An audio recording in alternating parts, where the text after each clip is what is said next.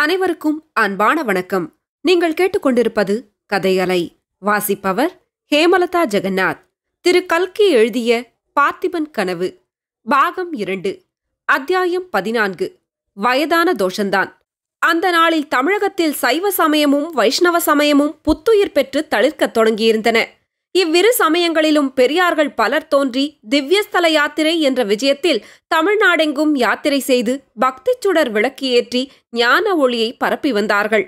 அமுதொழுகும் தமிழில் கவிதா ரசமும் இசை இன்பமும் ததும்பும் தெய்வீக பாடல்களை இயற்றி வந்தார்கள். அந்நாளில் தமிழகத்தில் வாழ்ந்து வந்த சைவ பெரியார்களுக்குள்ளே திருநாவுக்கரசர் இணையற்ற மகிமையுடன் விளங்கினார். மகேந்திரவர்ம சக்கரவர்த்தியின் காலத்திலேயே பிரசித்தி அடைந்து தமிழகத்தின் போற்றுதலுக்கு உரியவராகிவிட்ட அப்பர் சுவாமிகள் விக்கிரமன் நாடு கடத்தப்பட்ட போது முதிர்ந்த மூப்பின் காரணமாக அதிகமாய் நடமாடவும் இயலாத தள்ளாமையை அடைந்திருந்தார். அந்த தள்ளாத பிராயத்திலும் அவர் ஸ்தல யாத்திரை சென்றிருந்து சமீபத்தில் திரும்பி வந்திருக்கும் செய்தியை குந்தவி தேவி அறிந்தாள். அப்பெரியாரை தரிசிப்பதற்காக காஞ்சியில் பிரசித்தி பெற்று விளங்கிய சைவ மடாலயத்துக்கு ஒரு நாள் அவள் சென்றாள்.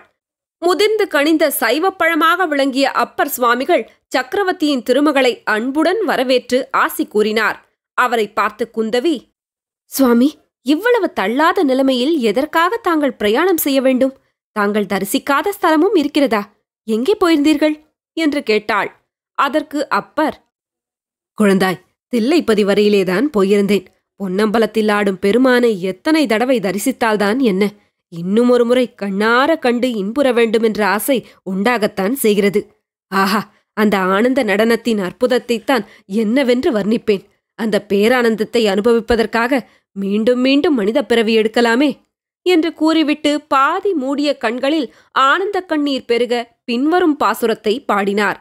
குனித்த புருவமும் கொவ்வை செவ்வாயில் குமின் சிரிப்பும் பனித்த சடையும் பவளம் போல் மேனியில் பால் வெந்நீரும் இனித்தமுடைய எடுத்த போர் பாதமும் காணப்பெற்றால் மனித பிறவியும் வேண்டுவதே இந்த மாநிலத்தே. பாட்டு முடிந்த பிறகும் அப்பர் சுவாமிகள் சற்று நேரம் மெய்மறந்து பரவச நிலையில் இருந்தார். முன்பெல்லாம் இப்படிப்பட்ட சந்தர்ப்பத்தில் குந்தவி பக்தி பரவசமடைந்து ஆனந்த கண்ணீர் பெருக்கியிருப்பாள். ஆனால் இன்றைக்கு அவள் மனம் அவ்வாறு பக்தியில் ஈடுபடவில்லை. அப்பர் ஒருவாறு சுய உணர்வு அடைந்தபோது குந்தவி அவரை நோக்கி, சுவாமி, சோழ நாட்டில் யாரோ ஒரு சிவனடியார் புதிதாக தோன்றி ராஜரீக காரியங்களிலெல்லாம் தலையிடுகிறாராமே, தங்களுக்கு அவரை தெரியுமா என்று வினவினாள். அவளுடைய வார்த்தைகளை அரைகுறையாகவே கேட்ட அப்பெரியார், என்ன குழந்தாய், சோழ நாட்டிலே தோன்றியிருக்கும் சிவனடியாரை பற்றி கேட்கிறாயா? ஆஹா, அவரை பார்க்கத்தானே அம்மா நான் முக்கியமாக யாத்திரை கிளம்பினேன். நான் அவரை பார்க்க வருகிறேன் என்று தெரிந்ததும் அவரே என்னை தேடிக்கொண்டு புறப்பட்டார். தில்லைப்பதியிலே நாங்கள் சந்தித்தோம்.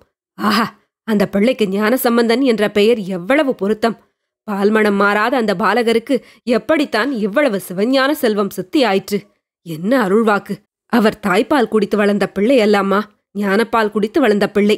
இல்லாவிட்டால் முகத்தில் மீசை முளைப்பதற்குள்ளே இப்படிப்பட்ட தெய்வீக பாடல்களையெல்லாம் பொழிய முடியுமா என்றெல்லாம் அப்பர் பெருமான் வர்ணித்துக் கொண்டே போனார். குந்தவி பொறுத்து பொறுத்து பார்த்தாள். கடைசியில் குறுக்கிட்டு, சுவாமி, நான் ஒருவரை பற்றி கேட்கிறேன், தாங்கள் இன்னொருவரை பற்றி சொல்லுகிறீர்கள். நான் சொல்லும் சிவனடியார் முகத்தில் மீசை முளைக்காதவர் அல்ல, ஜடாமகுடதாரி, புலித்தோல் போர்த்தவர் என்றாள். குழந்தாய், நீ யாரை பற்றி கேட்கிறாயோ எனக்கு தெரியாது. ஜடாமகுடத்துடன் புலித்தோல் தரித்த சிவனடியார்கள் எத்தனையோ பேர் இருக்கிறார்கள். இந்த மடாலயத்தில் 100 பேருக்கு மேல் இருப்பார்கள். வேறு ஏதாவது அடையாளம் உண்டானால் சொல்லு என்றார் நாவுக்கரசர். நான் சொல்லுகிற சிவனடியார் ராஜரீக விஷயங்களிலெல்லாம் தலையிடுவாராம். என்னுடைய தந்தைக்கு விரோதமாக கலகங்களை உண்டு பண்ணி கொண்டிருக்கிறாராம். என்ன சொன்னாயம்மா, அதிசயமா இருக்கிறதே. அப்படிப்பட்ட சிவனடியார் யாரையும் எனக்கு தெரியாது. சைவத்தையும் வைஷ்ணவத்தையும் இரு கண்களைப் போல் காத்து வளர்த்து வருகிறவராயிற்றே உன் தந்தை. நரசிம்மவர்ம சக்கரவர்த்தியின் ஆட்சியில் சிவனடியார்கள் எதற்காக ராஜரீக காரியங்களில் ஈடுபட வேண்டும்? அதுவும் உன் தந்தைக்கு விரோதமாக கலகத்தை கிளப்புவதா? வேடிக்கைதான். அப்படி யாராவது இருந்தால் அவன் சைவனாகவோ வைஷ்ணவனாகவோ இருக்க மாட்டான். பாஷாண்ட சமயத்தான் யாராவது செய்தால்தான் செய்யலாம். நான் போய் வருகிறேன் சுவாமி என்று குந்தவி அவரை நமஸ்கரித்து விடை பெற்றுக் கொண்டு கிளம்பினாள். பல்லக்கில் ஏறி அரண்மனைக்கு போகும்போது அவள் பின்வருமாறு எண்ணமிட்டாள். முதுமை வந்துவிட்டால் எவ்வளவு பெரியவர்களாயிருந்தாலும் இப்படி ஆகிவிடுவார்கள் போலிருக்கிறது. பேச ஆரம்பித்தால் நிறுத்தாமல் வளவளவென்று பேசிக்கொண்டே போகிறார். கேட்டதற்கு மறுமொழி உண்டா என்றால் அதுதான் கிடையாது. எல்லாம் வயதான தோஷந்தான். அத்தியாயம் 15. கடற்பிரயாணம். இளவரசன் விக்கிரமனை ஏற்றிக்கொண்டு கிளம்பிய கப்பல் சீக்கிரத்திலேயே வேகமடைந்து கிழக்கு நோக்கி செல்லத் தொடங்கியது. சிறிது நேரத்துக்கெல்லாம் மாமல்லபுரத்து கடற்கரையும் கோவில் கோபுரங்களும் மரங்களின் உச்சிகளும் மறைந்துவிட்டன. கரை ஓரத்தில் வெண்மையான நுரைகளுடனும் இரைச்சல்களுடனும் எழுந்து வீழ்ந்து கொண்டிருந்த சிற்றலைகள் இப்போது காணப்படவில்லை. கடல் நீர் தூய நீல நிறமாயிருந்தது. அந்த நீல நிற பரப்பிலே பெரும் பள்ளங்களும் மேடுகளும் பெருமூச்சு விட்டுக்கொண்டு மேலே எழும்பியும் கீழே விழுந்தும் அகப்பட்டு கொண்டிருந்தன. அதே சமயத்தில் துயரம் நிறைந்த ஹோ என்ற இடைவிடாத புலம்பல் ஒலியும் கேட்டுக்கொண்டிருந்தது. இவ்விதம் விக்கிரமன் வெளியே கண்ட காட்சியானது அவனுடைய உள்ளத்தின் நிலைமையை பிரதிபலிப்பதாயிருந்தது. கடலின் ஆழத்தில் குடிக்கொண்டிருக்கும் எல்லையற்ற மோன அமைதியைப் போல் அவனுடைய இருதயத்தின் அடிவாரத்திலும் விவரிக்கவொண்ணாத பரிபூர்ண சாந்தி நிலவிற்று. அதே சமயத்தில் அவனுடைய உள்ளத்தின் மேற்பரப்பில் என்னவெல்லாமோ எண்ணங்கள் அலை அலையாக எழுந்து கொந்தளிப்பை உண்டாக்கின. பார்த்திப மகாராஜா சோழ நாட்டின் மேன்மையை குறித்தும் தாம் கண்ட கனவுகளைப் பற்றி சொன்னதெல்லாம் ஒவ்வொன்றாக ஞாபகம் வந்தன. கடற்பிரயாணம் செய்ய வேண்டுமென்று இளம் பிராயத்திலிருந்து அவனுடைய மனத்தில் குடிக்கொண்டிருந்த ஆசையும் நினைவுக்கு வந்தது. அந்த ஆசைதான், அடடா, என்ன வினோதமான முறையில் இன்று நிறைவேறுகிறது.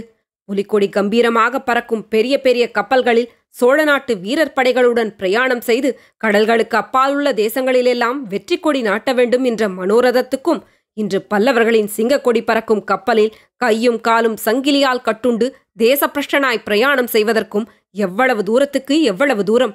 இப்படி விக்கிரமன் சிந்தித்துக் கொண்டிருந்த போதே கப்பலின் தலைவன் சில ஆட்களுடன் அங்கு வந்து விக்கிரமனை பிணித்திருந்த சங்கிலிகளை எடுக்கச் செய்தான். இது ஏன் என்று விக்கிரமன் வினவ, சக்கரவர்த்தியின் ஆணை என்றான் கப்பல் தலைவன். என்னை எங்கே கொண்டு போகிறீர்கள் என்று விக்கிரமன் கேட்டதற்கு, இங்கிருந்து 12 நாள் பிரயாணத்தில் நடுக்கடலிலே ஒரு தீவு இருக்கிறது, அதன் அருகே தங்களை இறக்கிவிட்டு விட வேண்டுமென்று கட்டளை என்று மறுமொழி வந்தது. அங்கே வசிப்பவர்கள் யார் என்று விக்கிரமன் மேலும் கேட்டான். அதெல்லாம் எங்களுக்கு ஒன்றும் தெரியாது. தீவுக்கு போய் சேரும் வரையில் இந்த கப்பலுக்குள்ளே தாங்கள் சுயேச்சையாக எங்கு வேண்டுமானாலும் போகலாம். ஆனால் தப்பிச் செல்வதற்கு மட்டும் பிரயத்னம் செய்யக்கூடாது. செய்தால் மறுபடியும் தலையிடும்படி நேரும் என்றான் கப்பல் தலைவன்.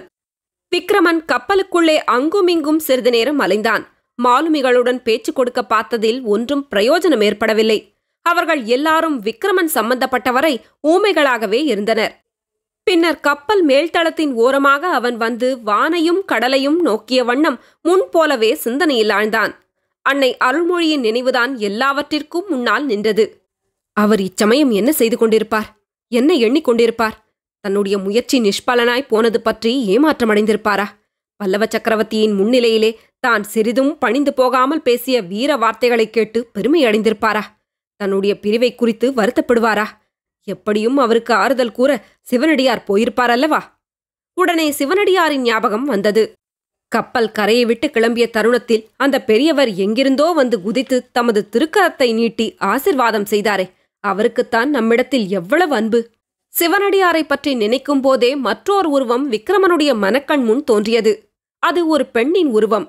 முதல் நாள் காஞ்சிபுரத்து வீதியில் பார்த்த அந்த பெண் மறுநாள் மாமல்லபுரத்து கடற்கரைக்கு எப்படி வந்தாள்? அவள் யாராயிருக்கும்?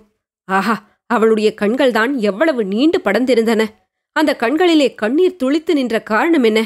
தன்னிடத்தில் உள்ள இரக்கத்தினாலா? முன்பின் தெரியாத அந்த பெண்ணுக்கு தன்மேல் இரக்கம் உண்டாவானேன்? இல்லாவிட்டால் தன்னை எதற்காக அவ்வளவு கனிவுடன் பார்க்க வேண்டும்? இப்படி வெகுநேரம் அவளைப் பற்றியே எண்ணிக்கொண்டிருந்த விக்கிரமன் சூரியன் மறைந்து 4 புறமும் இருள் சூழ்ந்ததைக் கூட கவனிக்கவில்லை. தற்செயலாக கீழே கடலை நோக்கிய போது விண்மீன்கள் தண்ணீரில் பிரதிபலிப்பதைக் கண்டு திடுக்கிட்டான். அத்தனை நேரமும் முன்பின் தெரியாத அந்த பெண்ணை பற்றியே தான் சிந்தித்துக் கொண்டிருந்ததை நினைத்து சிறிது வெட்கமடைந்தான். பிறகு பொன்னனையும் வள்ளியையும் பற்றி எண்ணினான். அவர்களுக்கு தன் பேரில் எவ்வளவு பிரியம்! இந்த நேரமெல்லாம் அவர்கள் தன்னை பற்றி பேசிக் கொண்டிருப்பார்கள்.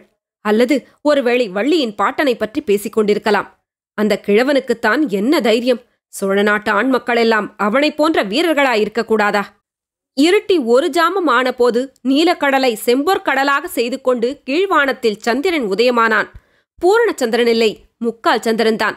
பார்ப்பதற்கு ஒரு பெரிய பொற்கிண்ணம் கடலிலிருந்து வெளிக்கிளம்புவது போல் இருந்தது. முன்னம் பார்க்கடலை கடைந்தபோது இந்த சந்திரனாகிய பொற்கிண்ணத்திலேதான் அமுதம் வந்ததோ என்னவோ. இன்னும் அப்பொற்கிண்ணத்திலிருந்து நிலவாகிய அமுதம் பொங்கி புவனமெல்லாம் பரவியதாக தோன்றியது. இந்த மோகன காட்சியை விக்கிரமன் பார்த்தான். கடலிலிருந்து எழும்பிய சந்திரபிம்பத்துடனே கூட அவனுடைய மனக்கண்ணின் முன்னால் அந்த பெண்ணின் முகமும் மறுபடி எழுந்தது. இந்த உதயச்சந்திரனுடைய பொன்னிறந்தான் அவளுடைய முகத்தின் நிறமும்.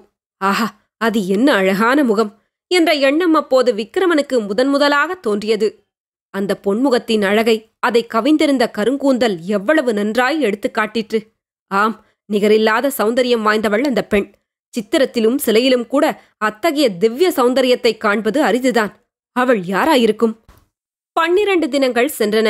அடிக்கடி குந்தவியை பற்றிய சிந்தனையில் ஆழ்ந்திருந்த விக்கிரமனுக்கு இந்த 12 தினங்கள் போனதே தெரியவில்லை. 13ஆம் நாள் பொழுது விடிந்தபோது சூரியோதயமான திசையில் விக்கிரமன் கண்ட காட்சி அவனை ஆச்சரிய கடலில் மூழ்கடித்தது. ஏனெனில் வழக்கம் போல் சூரியன் சமுத்திரத்திலிருந்து கிளம்பி ஜோதி பிழம்பாய் மேலே வருவதற்கு பதிலாக பச்சை மரங்களுக்கு பின்னால் உதயமாகி மேலே ஒளிக்கிரணங்களை பரப்பினான். இந்த அபூர்வ காட்சியை பார்த்து கொண்டு விக்கிரமன் நிற்கும் போதே கப்பல் தலைவன் அவனை நெருங்கி, இளவரசே, அதோ தெரிகிறதே, அந்த தீவின் அருகில்தான் தங்களை விட்டுவிடும்படி எங்களுக்கு கட்டளை. தங்களுக்கு நீந்த தெரியுமல்லவா என்றான். கரைக்கு எவ்வளவு தூரத்தில் விடுவீர்கள்? ரொம்ப தூரத்தில் விடமாட்டோம். ஒத்தாசைக்கு ஒரு மரக்கட்டை போடுவோம். நான் இறங்க மாட்டேன் என்றால் என்ன செய்வீர்கள்? மரக்கட்டையில் கட்டி மிதக்க விட்டுவிடும்படி கட்டளை. தங்களுடைய விருப்பம் என்ன? நானே இறங்கிவிடுகிறேன் என்றான் விக்கிரமன். அவ்வாறே கப்பல் இன்னும் சிறிது கரையை நெருங்கியதும் விக்கிரமனை கடலில் இறக்கிவிட்டு ஒரு மரக்கட்டையையும் போட்டார்கள். விக்கிரமன் அதை பிடித்துக்கொண்டு அதிக நேரம் நீந்தியும் சிறிது நேரம் அதன் மேல் உட்கார்ந்து மிதந்தும் கரையை நோக்கிச் சென்றான். கரையை நெருங்க நெருங்க தூரத்தில் கப்பலிலிருந்து பார்த்தபோது எறும்பு கூட்டம் மாதிரி காணப்பட்டது உண்மையில் மனிதர்கள் கூட்டமே என்று தெரிய வந்தது. அந்த மனிதர்கள் யார்? எதற்காக கடற்கரையில் வந்து கூடியிருக்கிறார்கள்? அவர்கள் என்ன பாஷை பேசுவார்கள்? சக்கரவர்த்தி தன்னை இந்த தீவில் விட்டு வர சொன்னதின் நோக்கம் என்ன? இப்படி பற்பல எண்ணங்கள் விக்கிரமனுடைய மனத்தில் அலையலையாக எழுந்தன.